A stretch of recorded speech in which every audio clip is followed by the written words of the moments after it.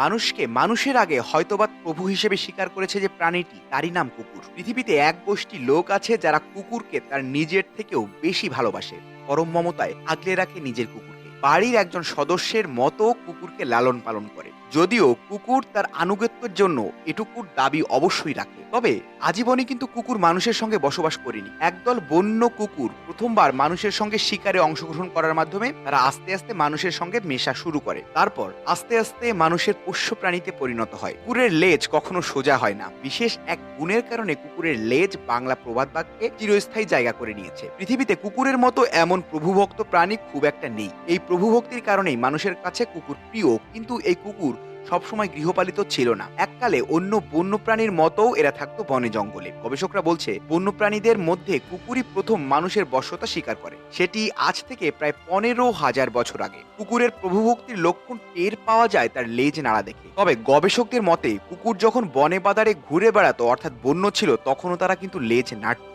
তার মানে লেজ নাড়ার অর্থ শুধু প্রভুভক্তি নয়। বিজ্ঞানীরা এ ব্যাপারে গবেষণা করে দেখেছেন কুকুরের লেজ নাড়া আর চোখের দৃষ্টিভঙ্গির নানা ভঙ্গি আসলে কুকুরের দলের মধ্যে ভাব বিনিময়ের এক জন্মগত জটিল প্রক্রিয়া। শক্তির প্রতীক হিসেবেও লেজের ব্যবহার করে কুকুর। প্রতিটি পুরুষ কুকুরের নিজস্ব এলাকা থাকে, সেই এলাকায় সেই রাজা। নিজের এলাকায় এই কুকুর তার লেজ সবসময় উঁচু করে রাখে। অন্য কোনো কুকুর এলাকায় আসলে লেজ নামিয়ে রাখতে হয়। এর অন্যথায় হলে দুই কুকুরের মধ্যে বেঁধে যায় ধুমধুমার যুদ্ধ। তাই শান্তির স্বার্থে কুকুর তার লেজটি নামিয়ে রাখে, অন্য কুকুরের বশ্যতা স্বীকার করে নেয়। শান্তির জন্য এটুকু এমন কি আর। এবার একদল কুকুরের মধ্যে দলপতি চেনা যায় তার লেজের অবস্থান দেখে। যেমন প্রতিপক্ষের হুমকির মুখেও যার লেজ খাড়া উপরে তোলা থাকে সেই দলের নেতা, আর যার লেজ নিচের দিকে নামানো থাকে ধরে নিতে পারেন সে অন্যদের বশ্যতা মেনে নেওয়ার সংকেত দিচ্ছে। আমরা অনেক সময় বলি লেজ গুটিয়ে পালিয়েছে, সেটা এখান থেকে এসেছে। সাধারণত কুকুরের লেজ নাড়ার মধ্য দিয়ে আবেগের প্রকাশ ঘটে। অনেক সময় একে উত্তেজনার বহিঃপ্রকাশ হিসেবে দেখা যায়। অবশ্য বাসায় পোষমানা কুকুরের ক্ষেত্রে সবসময় বোঝা যায় না,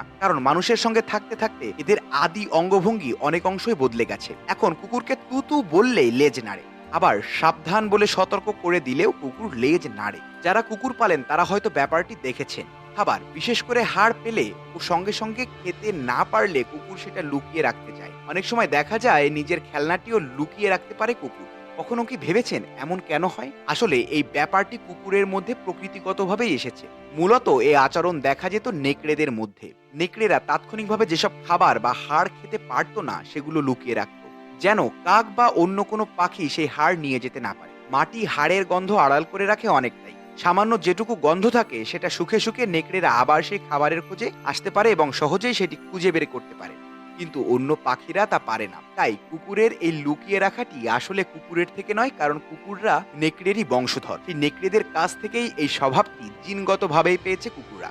সে বিচিত্রার আজকের পর্ব এ পর্যন্তই। নতুন কোনো বিস্ময়কর, অদ্ভুত, রোমাঞ্চকর তথ্য নিয়ে আবারও হাজির হবে টিম বিষয় বিচিত্রা। সেই পর্যন্ত সাবস্ক্রাইব করে আমাদের সঙ্গেই থাকুন।